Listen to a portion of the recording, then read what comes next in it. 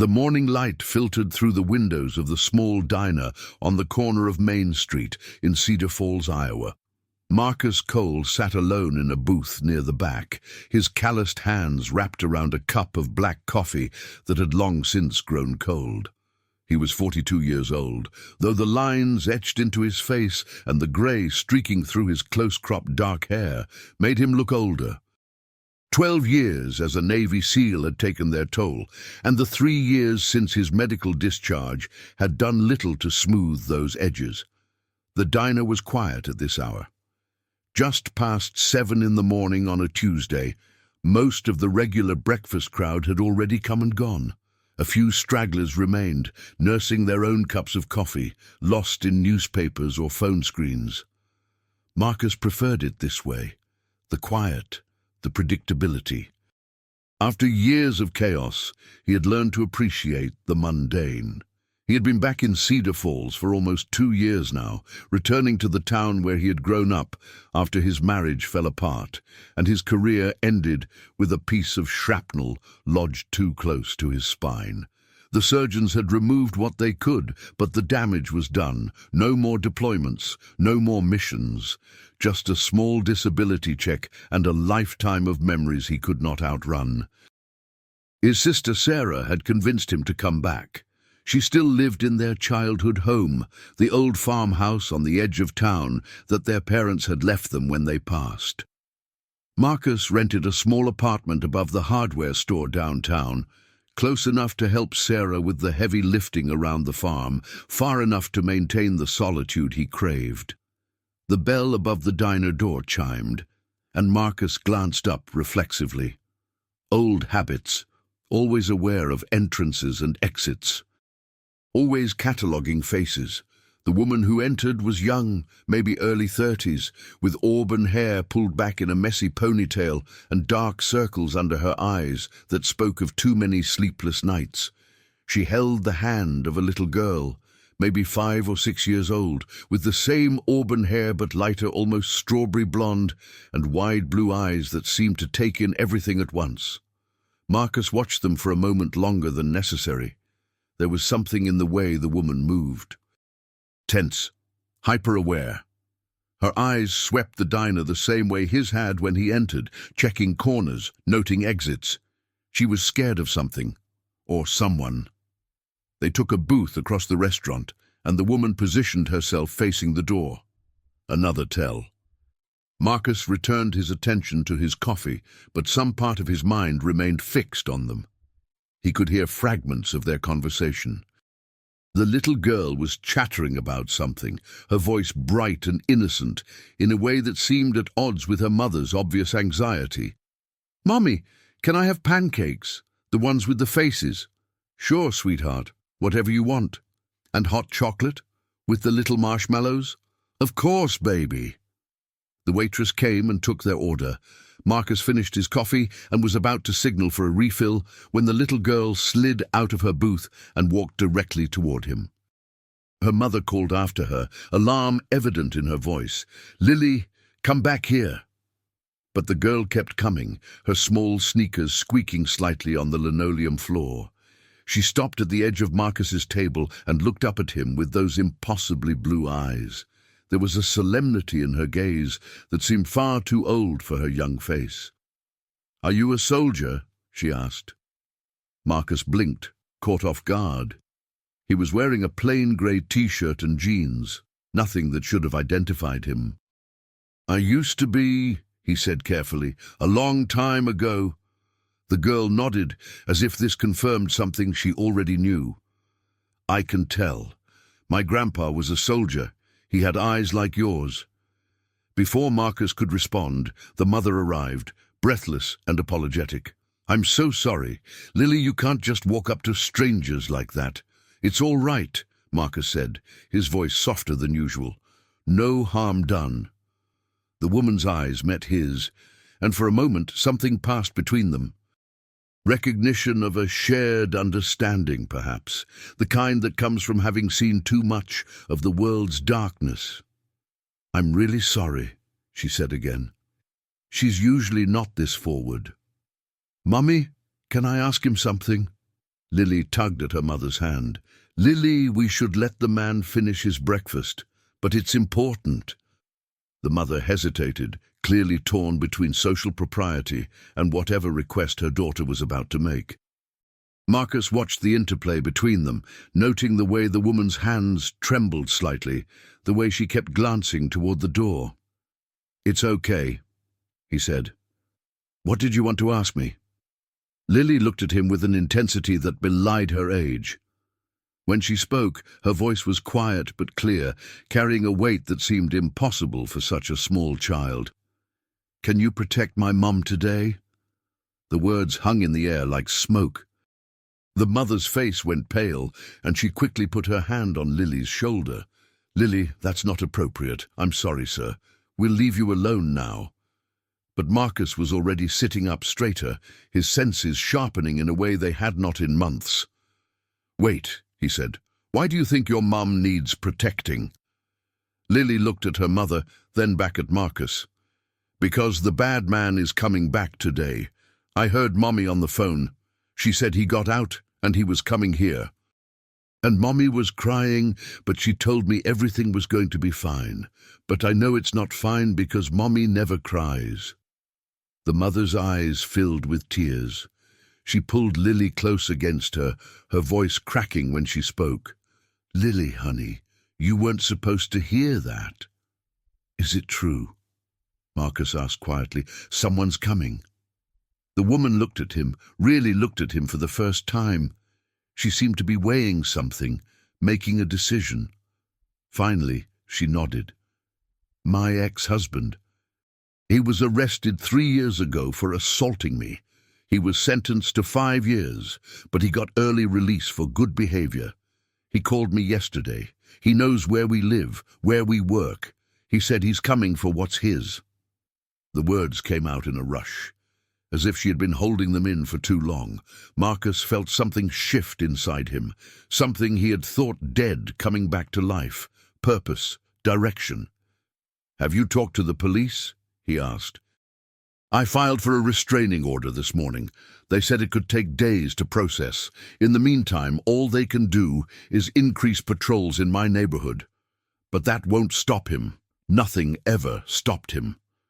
Marcus thought about his quiet apartment above the hardware store, his predictable routine, his slow, careful recovery from a life that had broken him in ways both visible and invisible. He thought about all the reasons he should stay out of this. It was not his problem, not his fight. He was not a soldier anymore. He was just a broken man trying to find peace. But then he looked at Lily, with her hopeful blue eyes and her impossible faith that a stranger could protect her mother. And he looked at the mother, whose name he did not even know, trembling with fear and trying so hard to be strong for her daughter. Marcus Cole had spent 12 years protecting people he had never met, fighting for causes he sometimes did not fully understand. He had done terrible things in the name of duty and honor. He had lost friends, his marriage, and very nearly his life.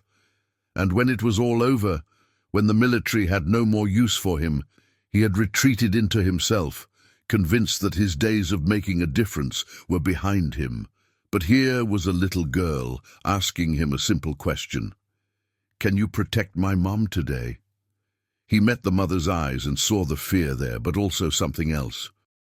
A desperate hope that maybe, just maybe, help had arrived in an unexpected form. "What's your name?" he asked. Emma Sullivan, and this is Lily." "I'm Marcus Cole." He paused, choosing his next words carefully.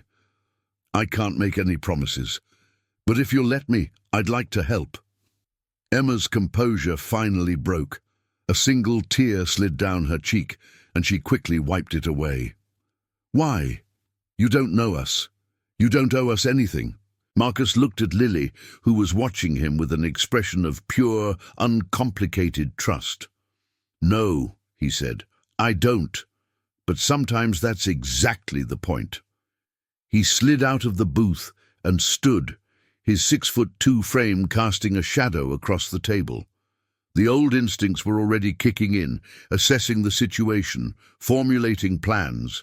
He was not the man he used to be, physically or mentally, but he was still more capable than most. And right now, that would have to be enough. "Tell me everything," he said, "from the beginning." They moved to Emma's booth, and over plates of untouched food, she told him her story. How she had met David Sullivan in college, how he had been charming and attentive, the kind of man every woman dreams of finding. How the charm had slowly given way to control, and the control to anger, and the anger to violence. How she had finally found the courage to leave him after he broke her arm in front of Lily, who was only 2 years old at the time. The divorce had been brutal. David came from money, and he used every resource at his disposal to make Emma's life a nightmare. He stalked her, threatened her. When she tried to move away, he followed. The assault that finally put him in prison happened when he broke into her apartment in the middle of the night and attacked her while Lily slept in the next room. If the neighbors had not heard the screaming and called the police, Emma might not have survived. "He's different now," she said, her voice barely above a whisper. When he called yesterday, his voice was calm, controlled. He wasn't angry. He was focused. He said he had 3 years to think about everything, 3 years to plan. He said he was coming to take Lily, and there was nothing I could do to stop him. Marcus listened without interrupting, his face expressionless, but his mind racing. He had dealt with men like David Sullivan before. The calm ones were always the most dangerous. Anger was predictable. Calculation was not. "Where do you live?" he asked. "A small house on Maple Street. It's not much, but it was all I could afford after the divorce." "Does he know the layout? Has he been there before?" Emma nodded. "He followed me there once, about 6 months before his arrest. He didn't do anything that time, just sat in his car outside for hours. The police couldn't do anything because he wasn't technically breaking any laws." Marcus filed that information away. "Do you have anywhere else you can go? Family? Friends?" "My parents are both gone. I have a sister in California, but it would take days to get there, and David knows about her. He'd find us eventually." "What about today? Does he know your routine?" Emma's face crumpled. "He knows everything. He made sure to tell me. He knows Lily goes to school at Jefferson Elementary. He knows I work at the insurance office on Commerce Street. He knows I pick Lily up at 3:15, and we're usually home by 3:30. Marcus glanced at his watch. It was not even 8 in the morning. They had time, but not much. He needed to think strategically. "Okay," he said, "here's what we're going to do. Lily's not going to school today, and you're not going to work. You're going to call in sick. Tell them there's a family emergency. Then we're going to go somewhere safe while we figure out our next move." "Where?" Emma asked. "He'll find us anywhere in town. My sister has a farm about 10 miles outside of Cedar Falls. It's remote, hard to find if you don't know where you're looking. We can stay there while we work on a more permanent solution." Emma hesitated. "I can't just run away. I've been running for 5 years. At some point, I have to stop." "You will," Marcus assured her, "but not today. Today is about keeping you and Lily safe. Tomorrow we can figure out how to end this for good." Lily had been quiet throughout the conversation, her small face serious and attentive. Now she spoke up, her voice cutting through the tension. "I like the farm," she said. "Does it have horses?" Despite everything, Marcus found himself smiling. "It does. 2 of them. Their names are Butterscotch and Henry." Lily's eyes lit up. "Can I pet them?" "I think that can be arranged." Emma looked at her daughter, then at Marcus. The fear was still there, but it was joined by something else now. Relief, gratitude, hope. "Okay," she said, "let's go to the farm." They left the diner through the back entrance, Marcus leading the way. His truck was parked in the alley behind the hardware store, a battered Ford F-150 that had seen better days, but ran like a dream. He helped Lily into the back seat and made sure Emma was settled before climbing behind the wheel. As they pulled out of the alley and onto the main street, Marcus scanned the road ahead and the mirrors behind, looking for anything out of place, any vehicle that might be following. Old habits, but useful ones. "How long have you been in Cedar Falls?" he asked Emma, keeping his tone conversational. "About 8 months. I moved here after David went to prison. I wanted to start fresh somewhere he had no connections, somewhere nobody knew our history. It's a good town for that. Quiet, safe." "That's what I thought." She laughed bitterly. "I guess nowhere is really safe, is it?" Marcus did not answer. He knew from experience that safety was an illusion. The best you could do was prepare for the worst and hope it never came. But he did not say that. Emma did not need his cynicism right now. She needed his strength. The drive to Sarah's farm took about 20 minutes, winding through back roads that cut through endless fields of corn and soybeans. The landscape was flat and open, nothing like the mountains of Afghanistan or the deserts of Iraq where Marcus had spent so many years. But there was a peace here, a simplicity that had drawn him back after everything fell apart. Sarah's farmhouse came into view as they crested a small hill. It was a 2-story Victorian, painted white with green shutters, surrounded by a wraparound porch that had been Marcus and Sarah's favorite place to play as children.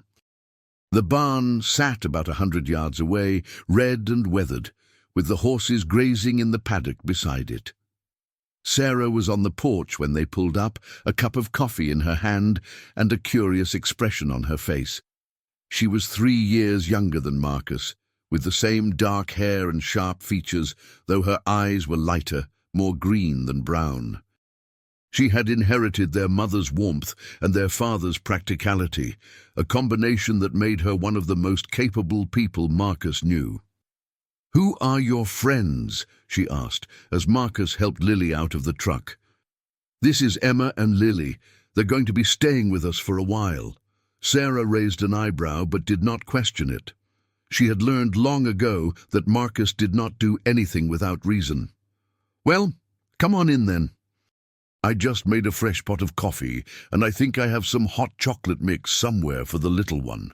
Lily's face brightened. "Do you have the little marshmallows?" "I believe I do." As Sarah led Emma and Lily inside, Marcus hung back, scanning the horizon. The road leading to the farm was long and straight, visible for at least a mile in either direction. Anyone approaching would be seen long before they arrived. It was a defensible position, as much as any civilian location could be.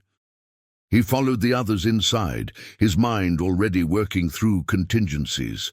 The farmhouse had multiple exits. The barn could provide cover if needed. There were weapons in the house, hunting rifles that had belonged to their father. Marcus had not touched a gun since his discharge, but he knew how to use them if necessary. Sarah settled Emma and Lily in the kitchen with their drinks, then pulled Marcus aside into the hallway. "What's going on?" she asked quietly. "And don't give me that look. I know when you're in soldier mode." Marcus sighed. Sarah always could read him too well. "Emma's ex-husband is dangerous. He just got out of prison and he's coming for her. I'm going to make sure he doesn't find her." "Marcus!" Sarah's voice was concerned. "You're not a soldier anymore. You can't just take on someone's battle like this." "I know what I am, Sarah. But I also know what I'm capable of. And right now, that little girl and her mother need someone capable." Sarah studied his face for a long moment. "You really care about them, don't you? You just met them." "The girl asked me to protect her mum. How could I say no to that?" Sarah's expression softened. She reached out and squeezed his arm. "You always did have a hero complex. Fine. Tell me what you need." They spent the next hour fortifying the farmhouse. Marcus checked all the locks, reinforced the back door with a wooden beam, and made sure the ground floor windows were secure. He retrieved their father's hunting rifles from the locked cabinet in the basement and loaded them, setting one by the front door and one by the back. Sarah watched him work with a mixture of concern and admiration. "You really think he'll find us out here?" she asked. "I don't know, but I'd rather be prepared and wrong than unprepared and right." Meanwhile, Emma sat at the kitchen table, watching Lily through the window as Sarah's farmhand, an older man named Bill, showed her the horses. The fear had not left her eyes, but there was a calmness now too. A sense that she was not alone in this fight for the first time in years. "Thank you," she said when Marcus came into the kitchen. "I don't know how I'll ever repay you." "You don't need to repay me. Just keep that little girl safe. That's all the payment I need." Emma looked at him curiously. "Why are you doing this? Really, I've asked strangers for help before. Nobody ever said yes." Marcus pulled out a chair and sat across from her. He thought about the question, searching for an honest answer. "When I was deployed overseas, we used to visit villages that had been terrorized by local warlords. The people there, they had this look in their eyes, fear, but also resignation, like they'd accepted that no one was coming to help them. That look always stayed with me. I saw the same look in your eyes this morning." He paused, gathering his thoughts. "When I got discharged, I thought my days of helping people were over. I thought I was too broken to matter anymore. But then your daughter walked up to my table and asked me a simple question, and I realized that maybe I'm not as useless as I thought. Maybe there's still something I can do." Emma's eyes glistened with unshed tears. "You're not useless. Whatever happened to you, whatever you've been through, you're not useless. You showed up when no one else would. That makes you a hero to me." Marcus shook his head. "I'm no hero, just a man trying to do the right thing." Before Emma could respond, Marcus's phone rang. He did not recognize the number, but he answered anyway. "Hello?" There was silence on the other end for a moment, then a man's voice, calm and measured. "Hello, Marcus. I understand you've taken an interest in my family." "That's a mistake I suggest you correct." Marcus felt his blood run cold. "Who is this?" "You know who I am. I know who you are too. I've done my research. Marcus Cole, former Navy SEAL, 12 years of service, medical discharge after taking shrapnel in some desert nobody cares about, living in Cedar Falls, working odd jobs for your sister, drinking alone in that diner every morning." Marcus gripped the phone tighter. "How did you get this number?" "It doesn't matter. What matters is that you understand something. Emma is mine. Lily is mine. They've always been mine and they always will be. Some broken-down soldier isn't going to change that. If you come near them, I'll stop you." David laughed, a cold, humorless sound. "You can try. But you should know I'm not the same man who went to prison. 3 years gives a man a lot of time to think, to plan, to prepare. I know you're at your sister's farm right now, the white Victorian with the green shutters. 2 horses in the paddock, old man named Bill who comes to help with the heavy work." Marcus's jaw tightened. He was watching. He had been watching for a while. "Here's what's going to happen," David continued. "You're going to bring Emma and Lily back to town and leave them at their house. Then you're going to walk away and forget you ever met them. Do that, and I'll let you live. Don't. And well, let's just say I've had 3 years to get creative." Marcus's voice was steady when he responded. "Here's what's actually going to happen. You're going to stay away from Emma and Lily. You're going to honor the restraining order that's being processed as we speak. And if you come anywhere near them, I'm going to make sure you never hurt anyone again. Are we clear?" There was a pause on the line. "You've made your choice. Remember that when things get bad." The line went dead. Marcus stood still for a moment, processing the call. Emma was watching him with wide, frightened eyes. That was him, wasn't it? He nodded. "He knows where we are. He's been watching." Emma's face went pale. "Oh, God, I thought we'd be safe here. I thought—" "Hey." Marcus crossed to her and put his hands on her shoulders, steadying her. "This doesn't change anything. He wants to scare us. That's his game. But scared people make mistakes. We're not going to make mistakes. We're going to be smart and we're going to be ready." Emma looked up at him, and despite her fear, he saw a spark of determination. "What do? We stick to the plan. Stay here, stay alert, and wait for the restraining order to go through. Once it's official, any contact he makes becomes a criminal offense. That gives us leverage. And if he doesn't wait for the restraining order?" Marcus met her eyes squarely. "Then I'll handle it." The rest of the day passed in tense anticipation. Marcus kept watch from the porch, his eyes constantly scanning the road and the fields beyond. Sarah kept Emma and Lily occupied inside, playing board games and baking cookies, trying to maintain some semblance of normalcy for Lily's sake. The little girl seemed to sense the tension, but did not fully understand it, which was probably for the best. As evening fell, Marcus made another sweep of the perimeter. The farm was quiet. The only sounds the distant mooing of cattle from a neighboring property and the gentle rustle of cornstalks in the breeze. No sign of David, no unfamiliar vehicles, nothing out of place. But Marcus knew better than to relax. Men like David did not make empty threats. He was out there somewhere, watching and waiting. The question was when and where he would strike. Dinner was a subdued affair. Sarah had made pot roast, one of Marcus's favorites from childhood, but he barely tasted it. His mind was elsewhere, running through scenarios and contingencies. Emma ate even less, pushing food around her plate while stealing glances at the windows.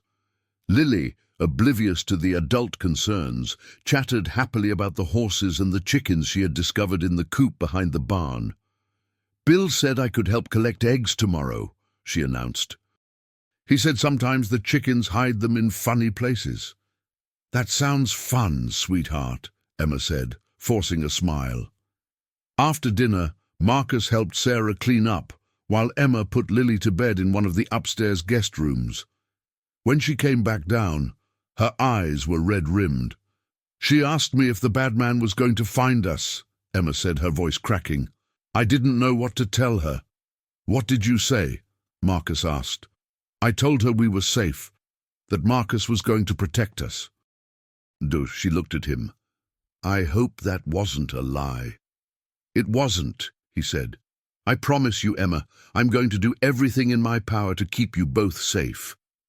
Sarah excused herself to bed shortly after, leaving Marcus and Emma alone in the living room. The fire crackled in the hearth, casting dancing shadows on the walls. Outside, the night was dark and still. "Tell me about him," Marcus said. "David, not the man who hurt you, the man you fell in love with." Emma was quiet for a moment, staring into the fire. "He was everything I thought I wanted. Smart, successful, charming. He made me feel special, like I was the only woman in the world. He used to bring me flowers every Friday just because. He remembered every little thing I ever told him, every preference, every dream. What changed?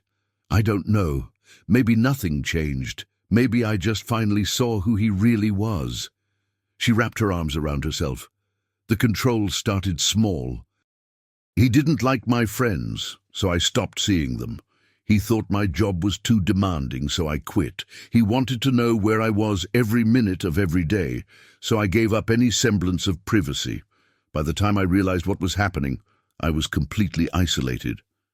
And the violence. That came later. At first it was just words. Cruel words, designed to make me feel worthless. Then it was grabbing, pushing, holding me down. The first time he actually hit me, he cried afterward. He said it would never happen again. I believed him." She laughed bitterly. "I believed him for years." Marcus listened without judgment.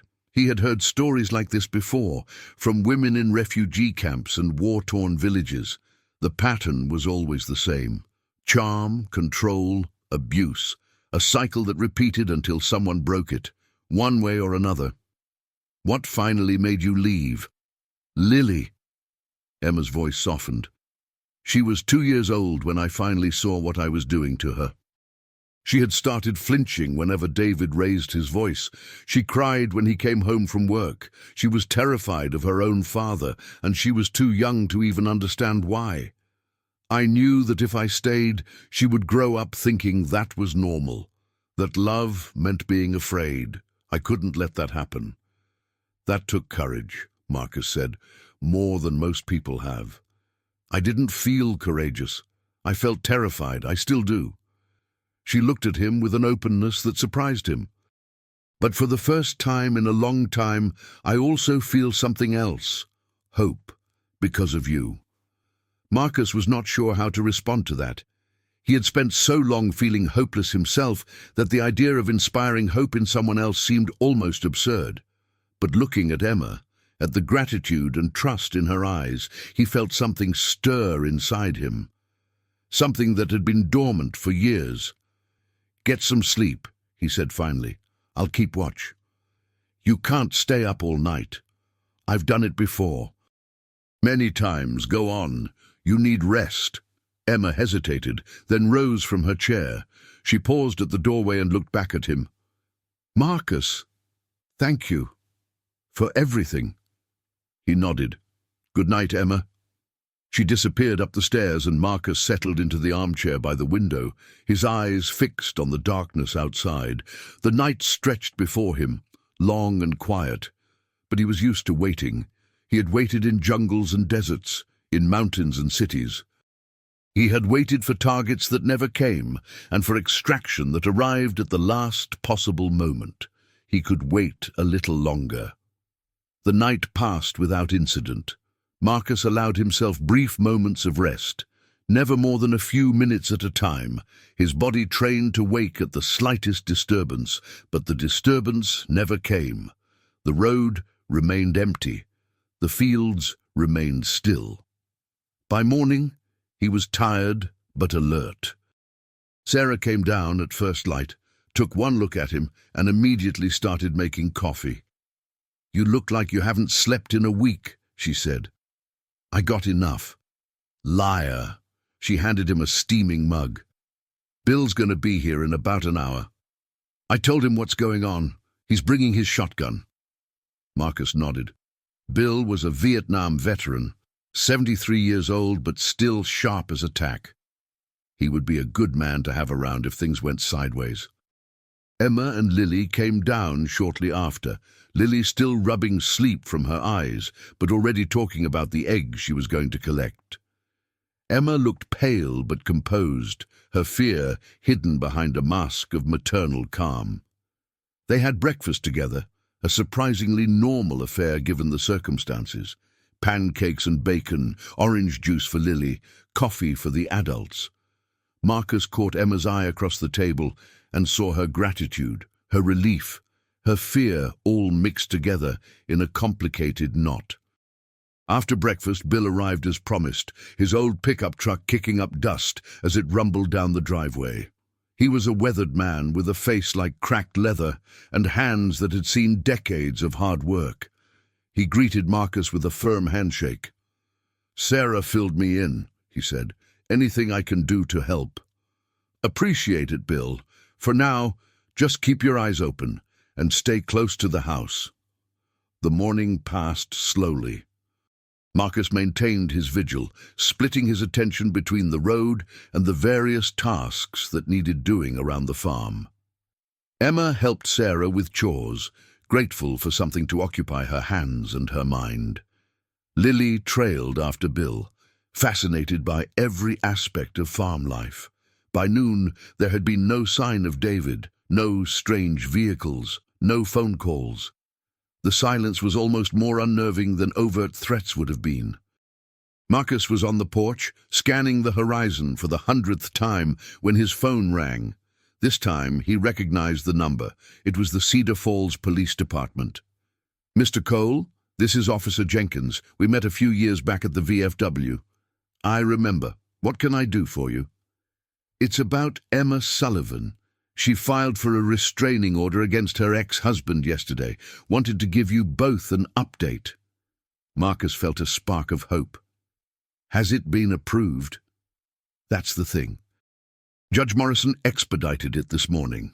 The order's in effect as of 30 minutes ago. Any contact David Sullivan makes with Ms. Sullivan or her daughter is now a criminal offence. That's good news. There's more. We did some checking on Sullivan after the order was filed. Turns out he violated parole by leaving the state without permission. We've issued a warrant for his arrest.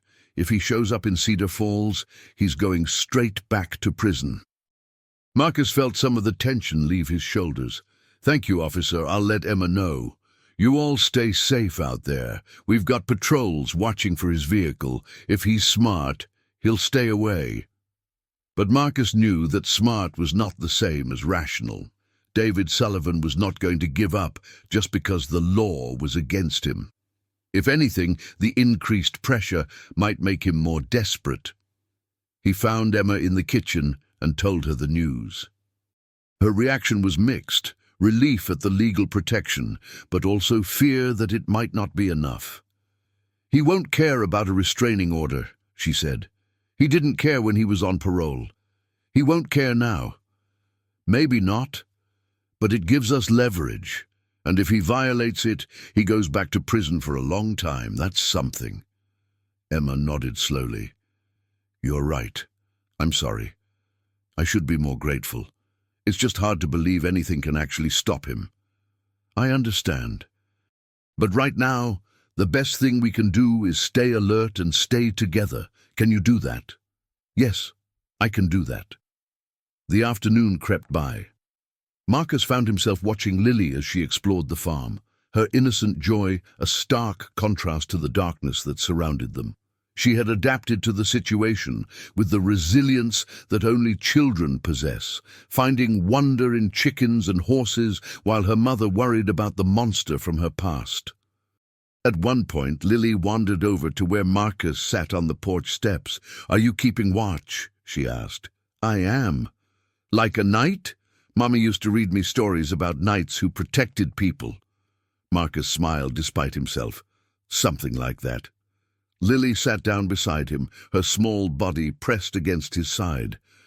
"I'm glad you're here, Marcus. I knew you would help us." "How did you know?" She looked up at him with those impossibly blue eyes. "Because you have kind eyes. My grandpa said you can always trust someone with kind eyes." Marcus did not know what to say to that. He had never thought of his eyes as kind.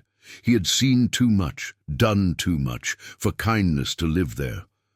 But maybe this little girl saw something he could not see himself. Maybe there was still something worth saving in him after all. As the sun began to set, painting the sky in shades of orange and pink, Marcus felt the familiar tension returning. Night was when things got dangerous. When shadows provided cover and silence masked approach. He had spent countless nights like this, waiting for an enemy that might or might not come. Dinner was quiet. Even Lily seemed to sense the change in atmosphere, eating her food without her usual chatter.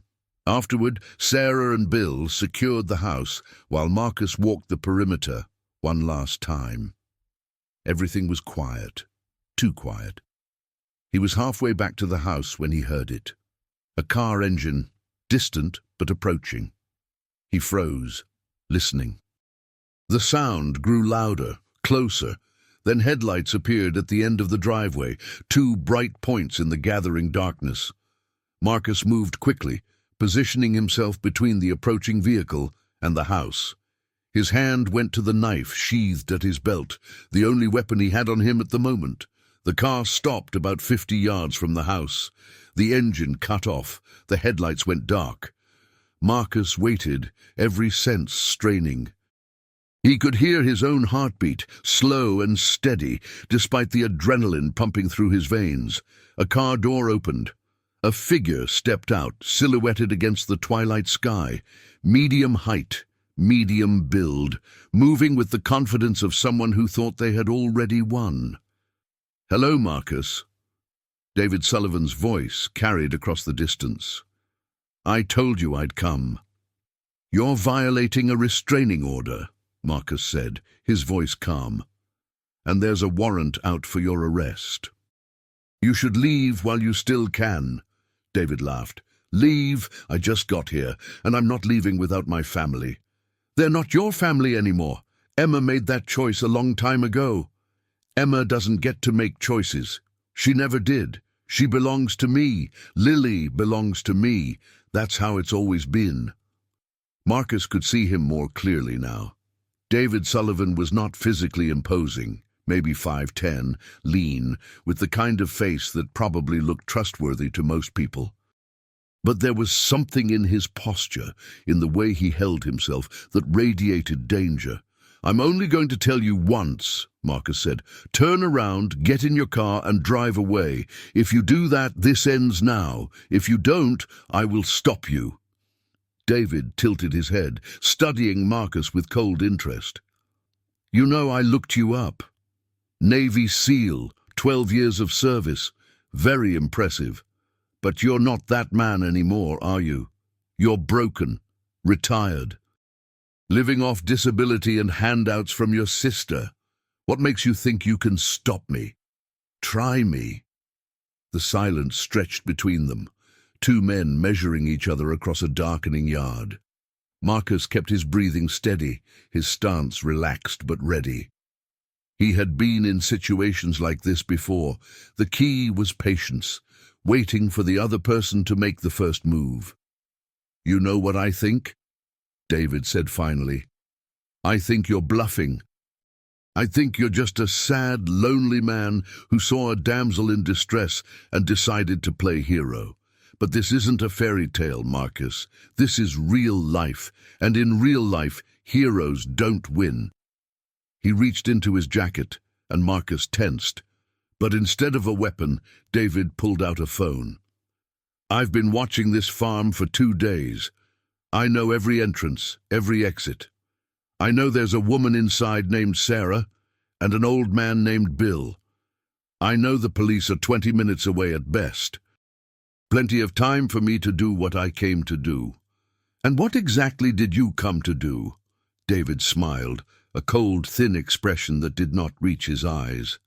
"I came to collect what's mine, and then I came to make an example of anyone who tried to stop me." Marcus heard the front door of the farmhouse open behind him. Sarah's voice called out, "Marcus, what's going on?" "Stay inside," he called back without turning. "Lock the doors." David's smile widened. Too late for that.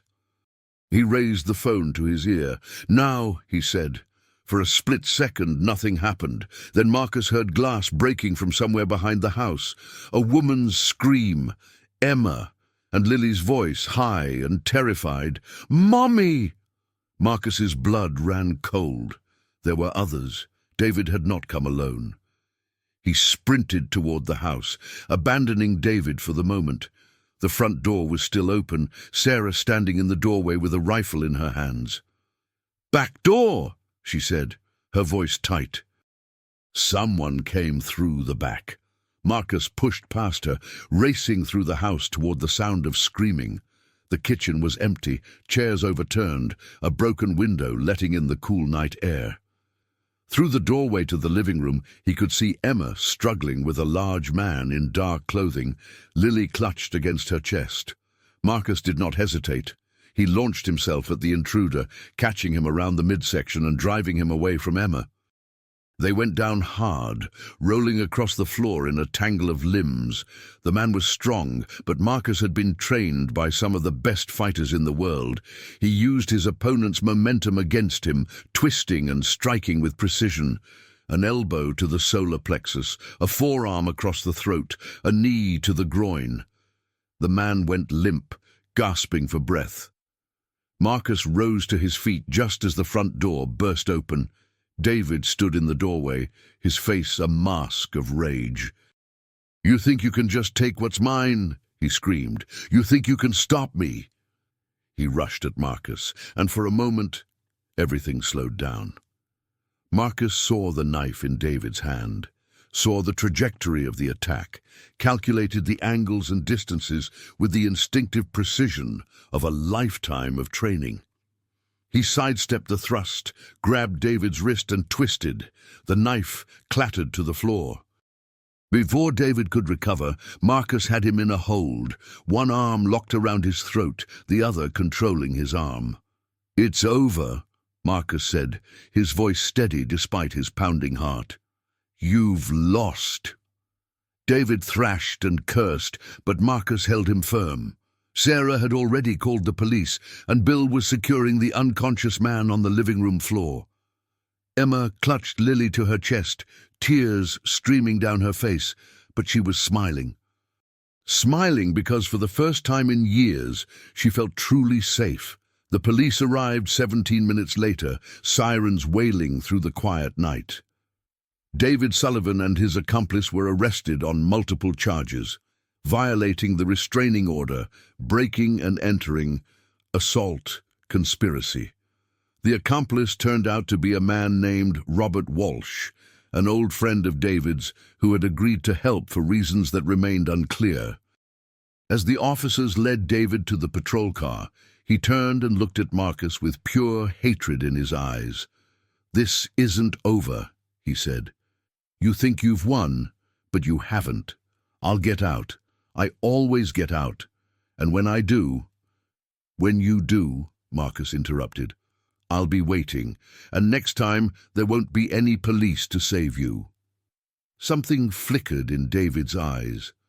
Fear, maybe, or just the realization that he had finally met someone who would not back down. The officers pushed him into the car and drove away, and Marcus watched until the taillights disappeared into the darkness. Emma approached him slowly, Lily asleep against her shoulder, exhausted by the night's terror. "Thank you," she said, her voice barely above a whisper. "You saved us." "We saved each other," Marcus replied.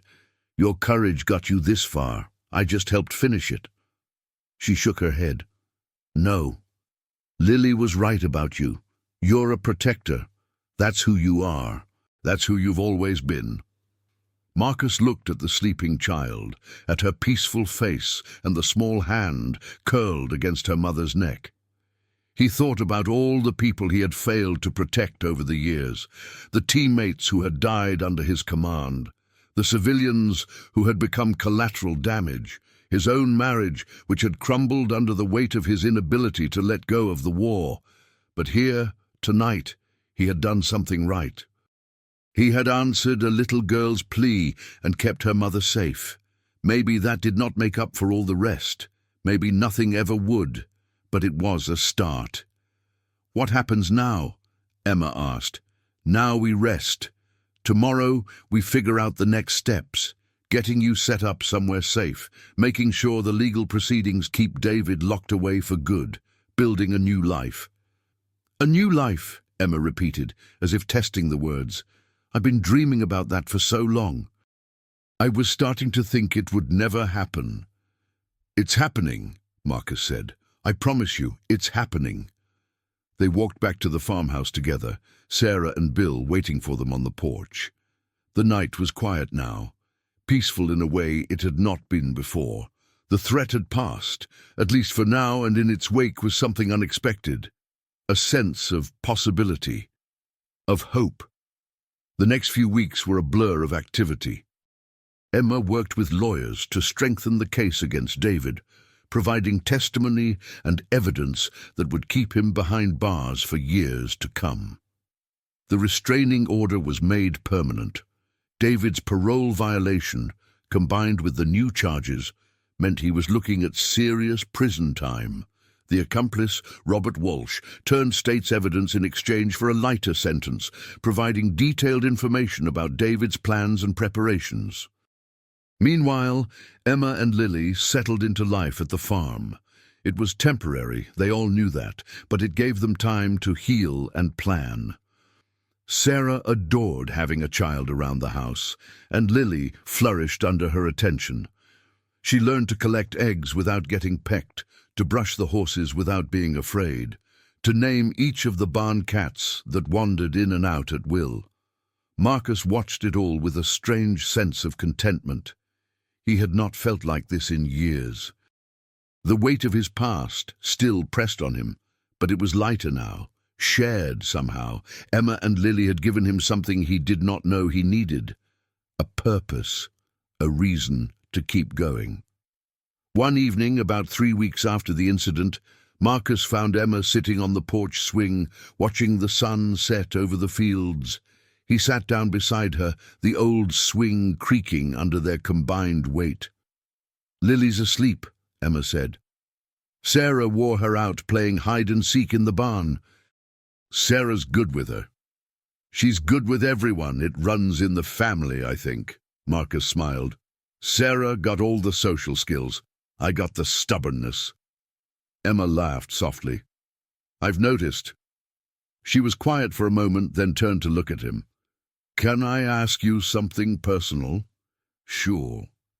"What happened to you? Not the official story, the medical discharge and the shrapnel. The real story. What broke you?" It was a question he had been asked before, by therapists and fellow veterans, and even his ex-wife. He had never given an honest answer. But sitting here with Emma, in the fading light of a peaceful evening, he found himself wanting to. "It wasn't any one thing," he said slowly. "It was everything. 12 years of it, seeing things no one should see, doing things no one should do, and then coming home and realizing that nobody understands. Nobody can understand unless they've been there." "Your wife?" "Ex-wife, she tried. God, she tried so hard, but I kept pushing her away. I didn't know how to be a normal person anymore, how to have a normal conversation, a normal relationship. Every time she reached for me, I flinched. Every time she asked about my day, I shut down. Eventually, she gave up. I'm sorry. Don't be. It was my fault. All of it. She deserved better." Emma reached over and took his hand. Her touch was warm and gentle, and Marcus felt something shift inside him. A door opening that had been closed for too long. "You deserve better too," she said. "You deserve to be happy." "I don't know if I remember how. Maybe you can learn again. Maybe we both can." They sat together in silence as the sun disappeared below the horizon and the first stars began to appear. It was a comfortable silence, the kind that exists between people who understand each other without needing words. In the weeks that followed, something changed between Marcus and Emma.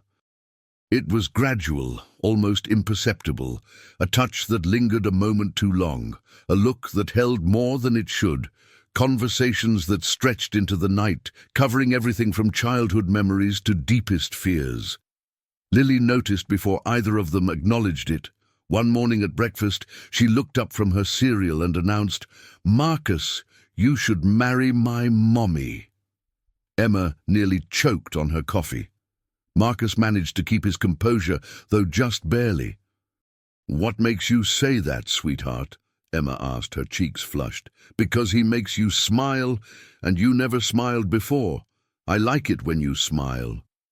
Out of the mouths of babes, Marcus thought. He caught Emma's eye and saw his own feelings reflected there. They had both been so careful, so cautious, afraid of rushing into something that might complicate their already complicated situation. But maybe caution was overrated. Maybe some things were worth the risk. That night, after Lily was asleep, Marcus found Emma in the living room, staring at the fire with a distant expression. "Can I talk to you?" he asked. She nodded, patting the cushion beside her. He sat closer than he normally would, close enough to smell her shampoo and feel the warmth of her body. "About what Lily said this morning. She's just a kid. She doesn't know what she's saying. Maybe. Or maybe she sees something we've been too scared to admit." Emma turned to look at him. "Marcus, I know this is crazy. I know we've only known each other a few weeks. I know you're still dealing with everything that happened. But I also know that I haven't felt this way in a long time. Maybe ever." "What way?" "Like I matter. Like there's a reason to get up in the morning. Like maybe, just maybe, I'm not as broken as I thought. Emma's eyes glistened. I feel the same way. But I'm scared, Marcus. I'm scared of making another mistake. Of trusting someone again and having it go wrong. I understand, and I'm not asking for anything you're not ready to give. I just wanted you to know how I feel. What happens next is up to you. She was quiet for a long moment, her hand finding his in the firelight. When she finally spoke, her voice was barely a whisper. Maybe we can take it slow. See where this goes. Slow sounds good to me. She leaned her head against his shoulder, and he wrapped his arm around her. They stayed like that for hours, watching the flames dance and listening to the quiet sounds of the farmhouse settling around them. It was not a declaration or a commitment, but it was something, a beginning, a first step on a road that neither of them could see the end of. The months that followed were some of the best of Marcus's life. Emma and Lily found an apartment in Cedar Falls, close enough to visit the farm regularly, but far enough to have their own space. Emma got a new job at a local accounting firm, and Lily started at a new school where nobody knew about her past. They were building a life, piece by piece, and Marcus was part of it. He started attending therapy again, this time with a counselor who specialized in combat veterans. It was hard, dredging up memories he had buried for years, but it was also necessary. He learned to talk about his experiences without shutting down, to acknowledge his pain without being consumed by it, to accept that healing was not a destination, but a journey. His relationship with Emma deepened slowly, as they had agreed. Dinners together, movie nights with Lily, long walks through the fields around Sarah's farm. They talked about everything, their pasts, their fears, their hopes for the future. And with each conversation, Marcus felt himself becoming more present, more alive. 6 months after that fateful morning in the diner, Marcus found himself standing in front of Emma's apartment with a bouquet of flowers and a heart full of nervous anticipation. He had been planning this for weeks, rehearsing what he was going to say until the words felt natural. But now that the moment was here, his mind was blank. Emma opened the door and smiled. "Flowers? What's the occasion?" "No occasion, just wanted to see you." She stepped aside to let him in. Lily was at a friend's house, so they had the apartment to themselves. Emma put the flowers in a vase, while Marcus tried to remember his carefully prepared speech. "Emma, there's something I want to talk to you about." She turned, sensing the seriousness in his tone. "Is everything okay?" "Everything's fine. Better than fine, actually." He took a deep breath. "These past few months have been incredible. Being with you and Lily, watching you both rebuild your lives, being a part of it. It's given me something I didn't think I'd ever have again. Purpose, joy, love." Emma's breath caught. "Marcus, I'm not good with words. Never have been, but I know what I feel, and I know what I want." He reached into his pocket and pulled out a small velvet box. "I want to spend the rest of my life protecting you, not because you need protecting, but because that's what you do for the people you love." He opened the box, revealing a simple diamond ring. "Emma Sullivan, will you marry me?" Emma stared at the ring, then at Marcus, then back at the ring. Tears were streaming down her face, but she was smiling, laughing even. "Yes," she said. "Yes, yes, yes." He slid the ring onto her finger, and she threw her arms around him, holding him so tight he could barely breathe. And in that moment, Marcus felt something he had never felt before. Complete. Whole. Home. The wedding was small, held at Sarah's farm on a perfect autumn family afternoon, and a few close friends. Bill served as Marcus's best man, his weathered face beaming with pride. Sarah was Emma's matron of honor, And Lily was the flower girl, scattering petals down the aisle with exuberant abandon. When Marcus saw Emma walking toward him in her simple white dress, he had to fight back tears. She was beautiful, radiant, more than he had ever dared to hope for. And she was his. The ceremony was brief, but meaningful. They exchanged vows they had written themselves, promises of love and support and partnership. When the officiant pronounced them husband and wife, Marcus kissed Emma with all the passion and tenderness he possessed, and the small crowd erupted in cheers. The reception stretched into the evening, filled with laughter and dancing and more joy than Marcus could remember feeling in years. At one point, Lily tugged on his sleeve. "Marcus, can I call you Daddy now?" The question hit him like a punch to the chest. He knelt down to her level, looking into those impossibly blue eyes. "You can call me whatever you want, sweetheart." "Okay, Daddy." And just like that, Marcus Cole became a father. Life settled into a comfortable rhythm. Marcus, Emma, and Lily moved into a small house on the outskirts of Cedar Falls, close enough to Sarah's farm for regular visits. Marcus took a job at the local hardware store, nothing glamorous but steady work that kept him occupied. Emma continued at the accounting firm, excelling in her role. Lily thrived at school, making friends and earning good grades. They had their challenges, of course. Marcus still had bad nights, dreams that woke him sweating and shaking. Emma still had moments of fear, triggered by unexpected sounds or movements. But they faced these challenges together, supporting each other through the darkness and celebrating together in the light. Every night before bed, Lily would ask Marcus the same question: "Are you going to protect us tonight?" And every night, Marcus would give the same answer: "Always." It was a promise he intended to keep. Years passed. Lily grew from a precocious child into a confident teenager, with her mother's intelligence and her father's stubborn determination. Marcus and Emma had another child, a boy they named Samuel after Marcus's father. The house filled with the noise and chaos of family life, and Marcus could not have been happier. David Sullivan remained in prison, his parole denied repeatedly due to the severity of his crimes and his continued threats against Emma. Each denial brought a fresh wave of relief, but Marcus remained vigilant.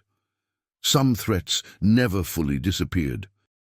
On Lily's 18th birthday, as the family gathered around the table for cake and presents, she raised her glass of sparkling cider for a toast.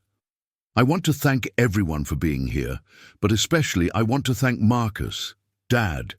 She smiled at him, and Marcus felt his heart swell. "You changed our lives, you saved us, and you've been the best father I could have asked for." Marcus struggled to find words, his throat tight with emotion. Emma squeezed his hand under the table. "You know," Lily continued, "I've never told you how I knew that day in the diner, how I knew you would help us." "You said I had kind eyes," Marcus remembered. "That's part of it, but there's something else I never told you." She paused, gathering her thoughts. "I was so scared that day. Mommy was trying to be brave, but I could tell she was terrified. I kept looking around the diner, hoping someone would help us. And then I saw you. You were sitting alone, looking sad. And I thought, that man looks like he needs someone to protect just as much as Mommy does. And I figured, maybe if I gave you someone to protect, you would be okay. And we would be okay too." Marcus stared at his daughter, stunned. All these years, he had thought he was saving them, but maybe, just maybe, they had been saving him too. "You were right," he said finally, "about all of it." Lily smiled, that brilliant, beautiful smile that never failed to fill him with pride. "I know." The party continued long into the night, filled with laughter and memories and love. And when it was over, when the guests had gone and the children were asleep, Marcus and Emma sat on the porch of their home, looking up at the stars. "Do you ever think about that day?" Emma asked. "The day we met?" Every day. Me too. She leaned her head against his shoulder. I was so scared, so sure that everything was about to fall apart, and then this stranger in a diner offered to help, just because a little girl asked him to. She's pretty persuasive, that one. Emma laughed. She gets that from you. They sat in comfortable silence for a while, enjoying the peace of the night. Finally, Emma spoke again. Thank you, Marcus, for everything, for protecting us, for loving us, for being the man you are. Marcus wrapped his arm around her, pulling her close. Thank you for giving me something worth protecting. In the distance, an owl called out into the darkness.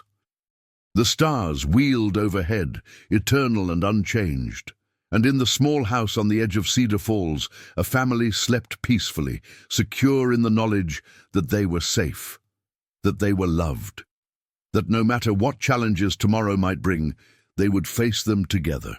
Because that is what family does, that is what love does, that is what hope looks like when it is nurtured and protected and allowed to grow. And it all started with a simple question from a little girl in a diner. Can you protect my mom today? The answer, as it turned out, was yes. Yes, today and tomorrow and all the days that follow. Forever. The years continued to unfold like the pages of a book, each chapter bringing new challenges and triumphs. Samuel grew into a thoughtful young man, inheriting his father's quiet strength and his mother's gentle wisdom. He developed a passion for medicine, inspired by the stories Marcus told about combat medics who saved lives under impossible conditions. Lily pursued criminal justice, determined to help others escape situations like the one she and her mother had endured. She graduated top of her class and joined the FBI's Victim Services Division, providing support to survivors of domestic violence across the country. Marcus watched his children flourish with a pride that seemed almost too big for his chest to contain. These were the lives he had helped build, the futures he had helped secure. Every time he saw them succeed, every time he heard them laugh or watched them overcome an obstacle, he was reminded of that desperate morning in the diner, when a frightened woman and her brave little girl had wandered into his life and changed everything. Emma's career had also blossomed over the years. She had risen through the ranks at the accounting firm, eventually becoming a partner. But her real passion lay in volunteer work, helping other survivors navigate the legal and financial complexities of leaving abusive relationships. She spoke at conferences, mentored younger women, and raised funds for domestic violence shelters across the state. Together, Marcus and Emma had built something neither of them had dared to dream possible, a life filled with purpose and connection, a family bound by love and shared struggle. A future that had seemed so uncertain all those years ago, but had become brighter with each passing day. Marcus's health had its ups and downs. The shrapnel still embedded near his spine caused occasional flare-ups, and the years of combat had left other marks on his body and mind. But he managed these challenges with the same determined spirit he had brought to everything else in his life. Therapy helped, exercise helped, but most of all, family helped. Having people to live for made the pain easier to bear. On the 20th anniversary of their wedding, Marcus and Emma returned to Sarah's farm for a celebration. The old farmhouse had been updated over the years, but still retained its essential character.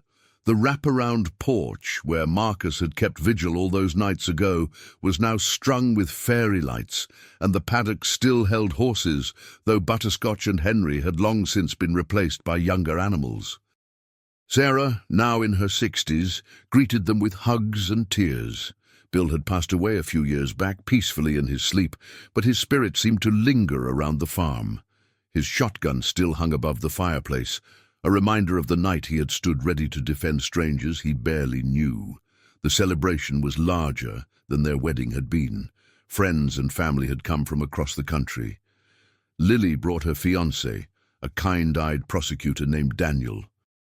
Samuel brought his medical school classmates. Colleagues and neighbors and old friends filled the farmhouse and spilled out onto the lawn.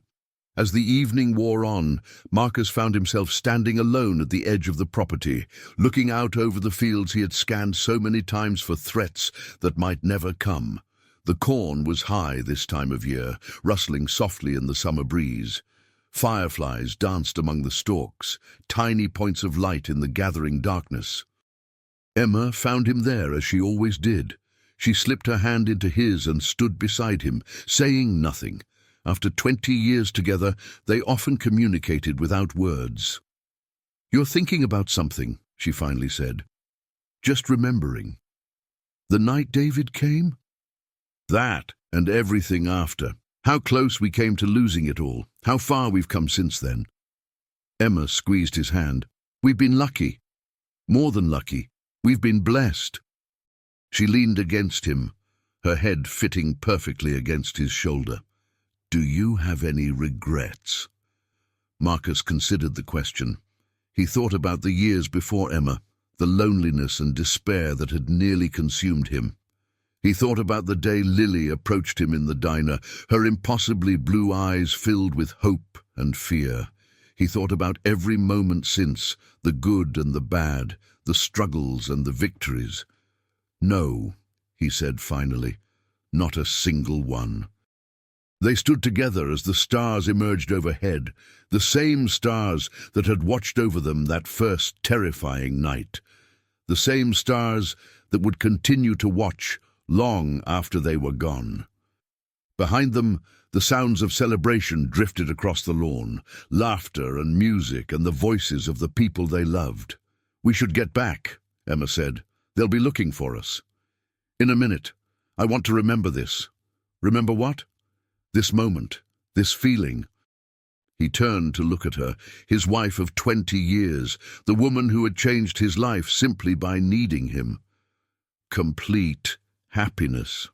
I want to remember what it feels like." Emma's eyes glistened. "You're going to make me cry. Good tears, I hope. The best tears." He kissed her then, softly and tenderly, a kiss that held 20 years of love and gratitude and partnership.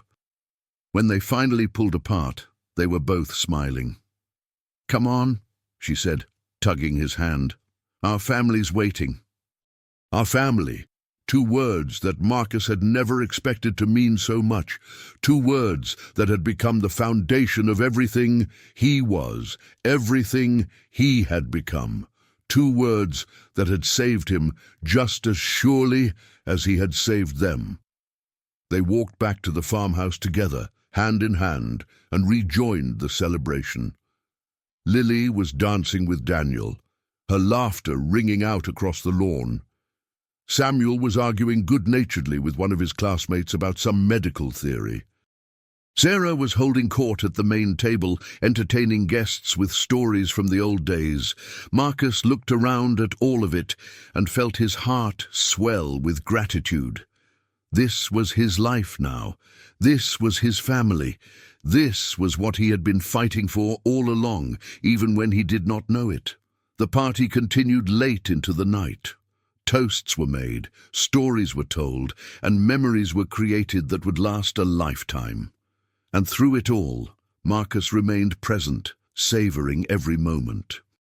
When the last guest had gone and the farmhouse had grown quiet, Marcus made one final circuit of the property. Old habits died hard, even after 20 years of peace. But as he walked the perimeter, he realized that he was not looking for threats anymore. He was simply appreciating what he had. The fields stretched out dark and peaceful under the starlit sky. The horses dozed in the paddock. The farmhouse glowed warm and welcoming behind him, where his wife and family waited. Everything was exactly as it should be. He returned to the house and climbed the stairs to the guest room, where he and Emma were staying. She was already in bed, half asleep, but she stirred when he entered. "Everything okay out there?" "Perfect," he said. "Absolutely perfect." He slipped into bed beside her and pulled her close. She nestled against him, her breathing slowing as sleep claimed her. Marcus lay awake for a while longer, listening to the quiet sounds of the night. The creaking of the old farmhouse settling, the distant hoot of an owl, the steady rhythm of Emma's breathing. He thought about the journey that had brought him here, the years of combat, the wounds both visible and invisible, the loneliness and despair that had followed his discharge, the morning in the diner when a little girl had walked up to his table and changed everything. He thought about Lily's words at her birthday party all those years ago. "Maybe if I gave you someone to protect, you would be okay, and we would be okay too." She had been right. They had saved each other.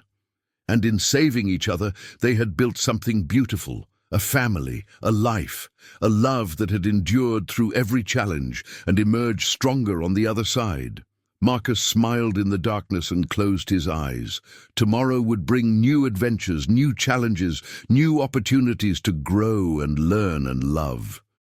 But for now, in this quiet moment at the end of a perfect day, he was content simply to be, to appreciate all that he had, to hold on to the peace that had seemed so impossible 20 years ago. And as sleep finally claimed him, Marcus Cole, former Navy SEAL, husband, father and protector, drifted off with a single thought echoing in his mind. It had all been worth it. Every moment, every struggle, every sacrifice. Because in the end, this was what he had been fighting for all along. Not a mission, not a cause, not an abstract ideal, just this, just them, just love. And that was more than enough. The morning came softly, sunlight filtering through the curtains of the farmhouse guest room. Marcus woke before Emma, as he always did, and lay still for a moment, savouring the warmth of her beside him. 20 years. It seemed impossible and inevitable at the same time. 20 years since that morning in the diner. 20 years since a little girl's question had set him on a new path. 20 years of learning to be human again, to feel again, to hope again. He slipped out of bed carefully, not wanting to wake her, and made his way downstairs. Sarah was already up, brewing coffee in the kitchen. "Morning, soldier," she said, handing him a steaming mug.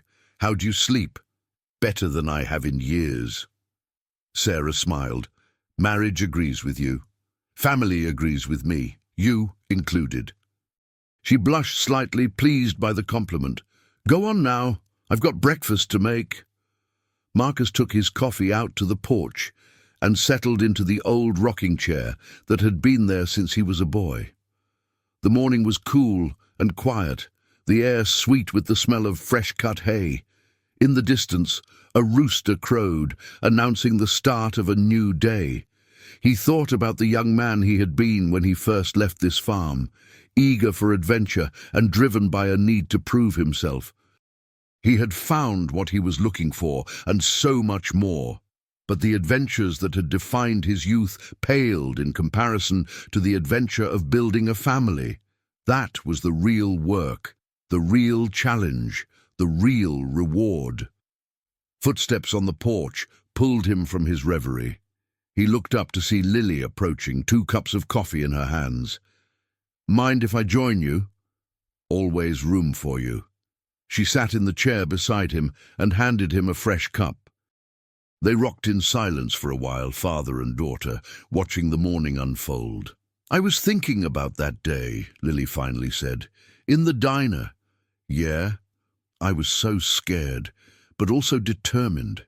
I remember looking around the room, trying to find someone who could help us, and when I saw you, I just knew." "What did you know?" "That you needed us as much as we needed you, that if I could just make you see that, everything would be okay." Marcus looked at his daughter, this remarkable woman who had once been a frightened little girl, with impossibly blue eyes. "You were right, about all of it." "I know." She smiled, that brilliant smile he loved so much. "I'm always right." He laughed, and she joined him, their voices mingling in the morning air. It was such a simple moment, a father and daughter sharing coffee on a porch. But it meant everything. It was everything. The rest of the family emerged gradually. Emma and Samuel, Sarah and Daniel. They gathered around the big farm table for breakfast, passing plates of bacon and eggs and fresh-baked biscuits. Conversation flowed easily, a mixture of plans for the future and memories of the past. Marcus listened more than he spoke, content to observe the family he had helped create. Each face at the table represented a victory, a choice, a commitment. They were his legacy, more valuable than any medal or commendation he had ever received. After breakfast, he and Emma took a walk around the farm. They visited the horses, now named Maple and Chester, and fed them apple slices from the palm of their hands. They walked through the fields where Marcus had once kept vigil, now peaceful and productive. They stopped at the old oak tree at the edge of the property, where Marcus had carved their initials years ago. The carving had weathered, but remained visible, a permanent record of their love. "Remember when you did this?" Emma asked, tracing the letters with her finger. "Of course, it was the day I proposed. I couldn't believe it. This tough, battle-hardened soldier, carving our initials into a tree like a love-struck teenager. I was love-struck, still am." She turned to face him, her eyes soft. "I love you, Marcus. I've loved you from that first day in the diner. I was just too scared to admit it. I love you too, more than I ever thought I could love anything." They kissed beneath the oak tree, 20 years of marriage making the gesture no less sweet. When they finally pulled apart, they were both smiling. "What now?" Emma asked. "What do you mean?" "The kids are grown. The business is stable. We've spent 20 years building this life. What do we do with the next 20? Marcus thought about it. He thought about all the things he had wanted to do when he was younger, before combat and trauma had narrowed his world. Travel. Adventure. New experiences, but looking at Emma, at the life they had built, he realized that his desires had changed. He did not need adventure anymore. He did not need excitement or challenge. He just needed this, her, family, love. "More of the same, I think," he said. "Watch our children thrive, spoil our grandchildren when they come, grow old together on this farm, surrounded by the people we love." Emma's smile widened. "That sounds perfect." "It is perfect. You make it perfect." They walked back to the farmhouse hand in hand, taking their time, enjoying each other's company. The rest of the family was on the porch when they returned, gathered for one last goodbye before everyone dispersed to their separate lives. Lily hugged Marcus tightly. "Thank you, Dad, for everything. Thank you for asking me to protect your mom that day. It was the best decision anyone ever made for me." Samuel shook his hand firmly. "I'll make you proud. You already have, son. You already have." The goodbyes were bittersweet but filled with love. Promises to call, to visit, to stay connected. The bonds of family stretching but never breaking. When the last car had disappeared down the driveway, Marcus and Emma returned to the porch. Sarah joined them, and the three of them sat in comfortable silence, rocking in their chairs and watching the afternoon shadows lengthen across the fields. "This is nice," Sarah said, "having everyone here, being a family." "It's more than nice," Marcus replied. "It's everything." Emma reached over and took his hand. "It really is." The sun began to set, painting the sky in shades of orange and pink and gold. Fireflies emerged from the fields, their tiny lights dancing in the gathering darkness. The horses whinnied softly in the paddock, settling in for the night. Marcus breathed deeply, filling his lungs with the sweet summer air. He thought about his life, all of it, the good and the bad, the triumphs and the failures. He thought about the scared, broken man he had been 20 years ago, sitting alone in that diner, convinced that his best days were behind him. He had been wrong, so wonderfully, beautifully wrong. His best days had not been behind him. They had been waiting just around the corner, in the form of a brave woman and her brave little girl. All he had had to do was say yes. "Yes, I will help you." Yes, I will protect you. Yes, I will love you. Yes, yes, yes. What are you thinking about? Emma asked. That day in the diner.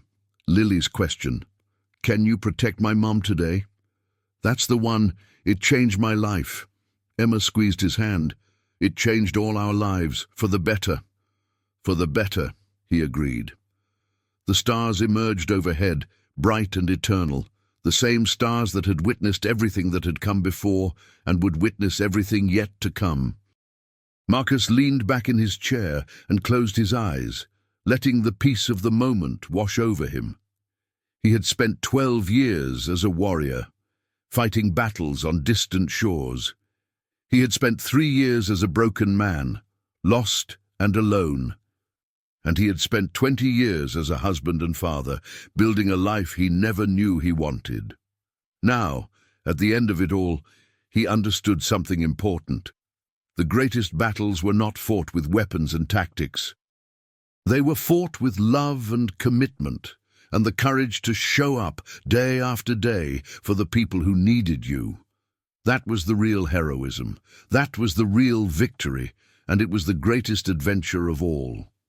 The evening deepened around them, and Marcus continued to rock gently on the porch, his wife's hand in his sister beside him. The farmhouse behind them held generations of memories, and the future stretched before them, full of promise. He did not know what tomorrow would bring. More challenges probably, more joys certainly, more moments of connection and love, and the ordinary magic of family life. But whatever came, he was ready. He had been ready from the moment Lily asked him that simple question in the diner. He just had not known it yet. Can you protect my mum today? The answer, now and forever, was yes. Always yes. Because that was who he was. Who he had always been, who he would continue to be until his last breath. A protector, a husband, a father. A man who had found his way home, and that was more than enough. That was everything. The night settled in around them, peaceful and complete, and Marcus Cole let himself rest. He had earned it. They all had. This was the life they had built together, one moment at a time, one choice at a time, one act of courage at a time. It was beautiful and imperfect and entirely their own. And it had all started with a little girl's faith that a stranger would say yes.